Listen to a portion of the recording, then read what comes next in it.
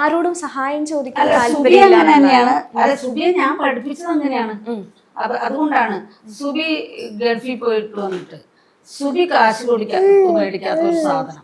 ഒരു പ്രാവശ്യം ഗൾഫിൽ പോയി വന്നവരുടെ വീട്ടില് പെട്ടിക്കണക്കിന് സാധനങ്ങളാണ് തന്നെ അവിടുത്തെ സ്പോൺസേഴ്സ് കൊണ്ട്.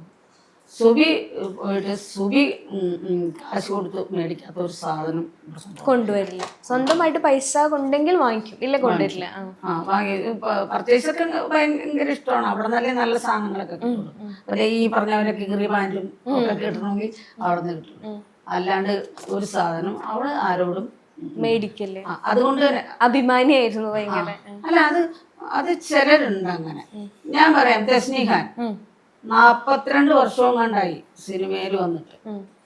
ഇപ്പോഴാണ് 22 ലക്ഷം രൂപയ്ക്ക് ഒരു വീട് മേടിച്ചത്. കാരണം അല്ലാത്തവർ ഒരു പടത്തിൽ അഭിനയിച്ചിട്ട് കോടികൾ ഉണ്ടാക്കിയ ആൾക്കാർ ഇവിടെ ഉണ്ട്. പക്ഷെ അത് അങ്ങനെ അതാണ് നല്ലത്. നമുക്ക് ഇപ്പോൾ ആളുടെ മുമ്പിൽ ഞെളിഞ്ഞു വെക്കാലോ. തീർച്ചയായിട്ടും ആരോടും ഒന്നും ഒരു കമ്മിറ്റ്മെന്റും ഇല്ല. പിന്നെ ഒരു കാര്യമുണ്ട്, ഞങ്ങളാണെങ്കിൽ ഞങ്ങൾ പണിയെടുത്ത് സുബിയുടെ മാത്രം നോക്കി ഞങ്ങൾ നിന്നില്ല. അങ്ങനെ നിന്നെങ്കിൽ സുബിയെ ഞങ്ങൾക്ക് സംരക്ഷിക്കാനൊന്നും പറ്റില്ല. ഇന്ന് വീടുണ്ടാവൂലായിരുന്നു, ഒന്നും ഉണ്ടാവില്ലായിരുന്നു. ഞങ്ങൾ രണ്ടുപേരും കൂടെ അധ്വാനിച്ച് ശരിക്കും അധ്വാനിച്ച് സുബി ഉണ്ടാക്കിയതിന്റെ ഒരു 10 ഇരട്ടി ഞങ്ങൾ ഉണ്ടാക്കി എന്ന് പറയാൻ വേണമെങ്കിൽ. അപ്പൊ അതുകൊണ്ട് ഇപ്പൊ ഞങ്ങൾക്ക് കിടക്കാം, ഒരു കിടപ്പാടോ ഞങ്ങൾക്ക് സ്വസ്ഥമായിട്ട് കിടക്കാം. അപ്പോഴും നമുക്ക് ഉള്ളപ്പോഴും നമ്മൾ വിചാരിക്കണെന്താന്ന് ഇതും തികയില്ല, ഇനി അടുത്തത് വേണം. അത് അങ്ങനെ ചിന്തിക്കുമല്ലോ. സൈക്കിളുള്ളവൻ ബൈക്ക് മേടിക്കണമെന്നോർക്കും, സ്കൂട്ടറുള്ളവൻ കാറ് മേടിക്കണമെന്നോർക്കും, അങ്ങനെ ചിന്തിക്കും. എന്നാലും പക്ഷെ ഞങ്ങൾക്ക് ഒരു കുഴപ്പമൊന്നുമില്ല, വേറെ കടങ്ങളൊന്നുമില്ല.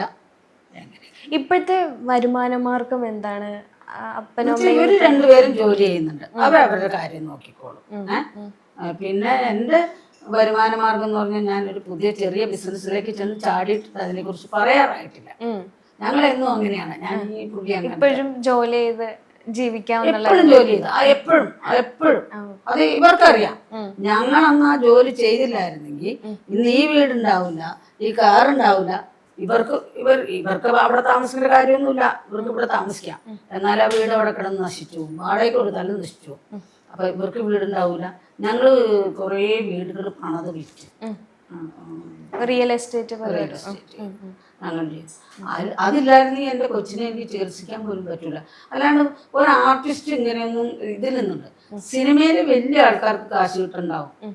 ഇപ്പൊ ട്രാൻസ്പ്ലാന്റിന്റെ ഇതൊക്കെ വന്നപ്പോൾ ഞാൻ പറഞ്ഞു ഞങ്ങളുടെ വീട് വിൽക്കാം, ഞങ്ങളുടെ വീട് വിറ്റാൽ മതി, ഒരു കുഴപ്പമില്ല, നമ്മൾ ടെൻഷൻ അടിക്കണ്ട. ഇവര് ടെൻഷൻ ആയിട്ടിരിക്കണ അല്ല, അതിനെ കുറിച്ചൊന്നും എനിക്ക് ടെൻഷനില്ല. ഞാൻ ഇതിലും വലിയ ഇതിന്ന് ഞാൻ കരകയറി വന്നതാണ്.